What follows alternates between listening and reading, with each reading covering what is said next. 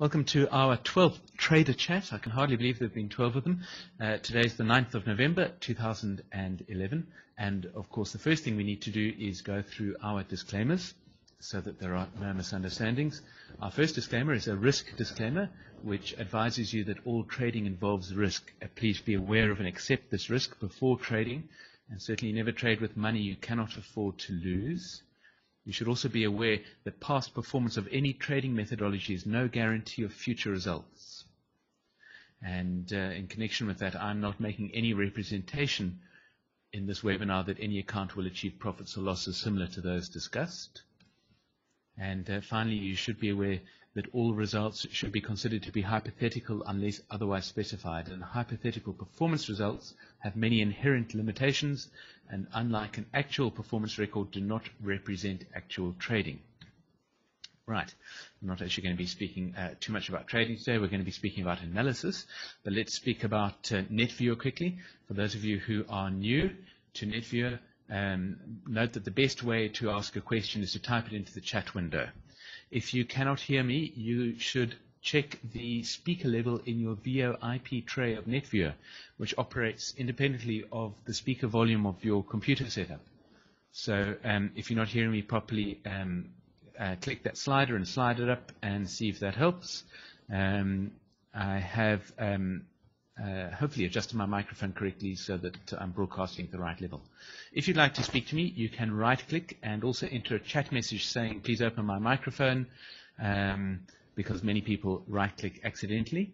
There is a bit of a delay in the audio, but we've been using the speaking together process with our online workshops, and it works pretty well. Please be careful of mouse clicks because they pop up a big arrow in a bright color with your name attached to it. So please be careful of clicking with your mouse by mistake in the NetViewer window. A reminder about our online workshops. Our online workshops are in full swing now. We last year and early this year did some face-to-face workshops, classroom workshops, which were fantastic learning experiences. And we have developed a new format, which is online workshops. They're working really well, and we've had fantastic feedback from our first series of workshops. So the great advantage of online workshops, of course, is you save on travel and accommodation. They are Saturday sessions of only 5 hours, so you need to set aside either a Saturday morning or afternoon of 5 hours. There are only a few places left for the remaining workshops this year, and we are already taking bookings for workshops through to March of next year. So please book for a workshop. I cannot stress enough how important it is to learn how to use Sentient Trader. Sentient Trader is very, very powerful software, but like any power tool in the hands of somebody who doesn't know what they're doing, it can be dangerous. So make sure you know what you're doing and book for a workshop. It's certainly the best way of getting into working with Sentient Trader. It's also the best way of brushing up on your Hurst analysis skills if you are an experienced analyst. So I really recommend the workshops. They are a lot of fun. We also have, of course, set up our online chat room for Sentient Trader users. If you're sitting at home trading all on your own, beat the isolation by connecting to our Campfire Business online chat, which we set up for Sentient Trader users. It's informal online chat, a place to exchange ideas, hang out with like-minded people. It's not a monitored forum, so don't put anything that you expect to get back to either myself or any other Sentient Trader staff into that room. There we go. If you haven't received your invitation and you are a Sentient Trader user, then please email us at info@sentienttrader and you can start chatting. Let's move on to what we're talking about today. I plan to speak about gold today, and of course anything else that you might have to ask. I'm very happy to answer as many questions as I possibly can in the time we have available to us.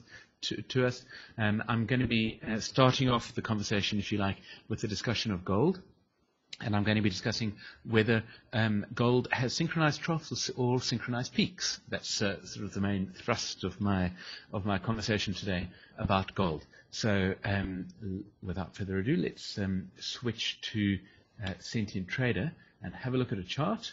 there is a chart of gold. I see there is a chat message. Let me just see. I think it's just people saying hello to each other. Yep, it is. All right. So let's start looking at gold. This is a chart of gold only going back until the mid-1990s. In a much earlier ST Outlook, I did an analysis of gold going all the way back to, I think 1970s or something like that. But this is an analysis going back to only the mid-1990s. And so the first thing I'd like to talk about, in fact, let's change the chart and let's first of all, let's start with this chart here. Same price, same price chart, but this is what you might call a conventional Hurst analysis. As I expect many of you know, one of the basic tenets of Hurst cyclic theory is that the troughs of the cycles which influence the price movement of financial markets are synchronized. That is, the troughs are synchronized, not the peaks. And because of the mathematics of the way in which cycles combine to produce the resultant price movement, either the troughs or the peaks could be synchronized, not both. The result is that when you analyze a stock market, you see very sharp and well-defined troughs, because the troughs are synchronized. The troughs of the cycles that influence the price movement are synchronized, and so you get very sharp, well-defined troughs. And looking at this chart, the price of gold going back to the mid-1990s, you'll notice that we don't have very many sharp, well-defined troughs. There is one in October of 2008, but generally speaking, the trough is one big rounded bowl. I think you can all see that. I don't need to make any diagrams for you. We have many clustered sort of rounded troughs, and we have some isolated and very sharp peaks. Of course, the most recent peak in early September of this year is possibly another example of a very sharp isolated peak. Whether it's isolated or not, we don't know yet. Of course, price might be moving up. And I was at the Canadian Society of Technical Analysts annual conference in Toronto only a few weeks ago, and gold was mentioned fairly often. And Richard Mogi, a very well-respected cyclic analyst, told us that he was bullish gold and sees the price of gold going up for some time. So that's what I'm going to be speaking about today. The first thing, of course, to remember when discussing any kind of an analysis is what time frame are we looking at. And so I'm going to come back to that in terms of what time frame it's really important for me to understand as an analyst and what my focus is. But let's take a look at the bigger picture. The first thing that you notice, I believe, when you look at gold is that it doesn't look very much like a stock index. And in fact, I've got a stock index here in another workspace. So let me go there. And let me just zoom out and quickly show you. That's what a stock index looks like. There's a monthly chart. That's what a stock index looks like. That's the S&P 500. All right. What do I mean by the sort of defining characteristics of a stock index? How do I differentiate between the S&P 500 and gold? Well, look at these really sharp troughs, such as the trough in March of 2009, and a fairly sharp trough in 2002. Generally, the movement of a stock price or a stock index tends to have synchronized troughs in the cycles. Let's go back to gold, and I think you'll see that there is a very different thing happening over here. And so I believe that it is a mistake to say that the cycles that influence the price movement of gold have synchronized troughs. It's a personal opinion, and I know it's very debatable, but personally I believe that that the peaks in the price movement of gold are synchronized, which means that we have to do something that Hurst never even suggested doing, that I'm aware of, but it's something that Sentient Trader can do, and that is to perform what I call an inverted analysis, which means that simply we expect the peaks to be synchronized in the cycles that influence the price movement, as opposed to the troughs being synchronized. However, most people will load up a price movement in Sentient Trader, and they'll perform a normal analysis, which is what I've done here. Sentient Trader assumes that the troughs of the cycles that influence the price movement, and I know I keep repeating that rather long, boring phrase, but it's very important to be careful what we're speaking about. We're saying that the troughs of the cycles are synchronized, which of course affects price in a particular way, which we won't have time to speak about much in today's session. But here's an analysis performed assuming synchronized troughs, right?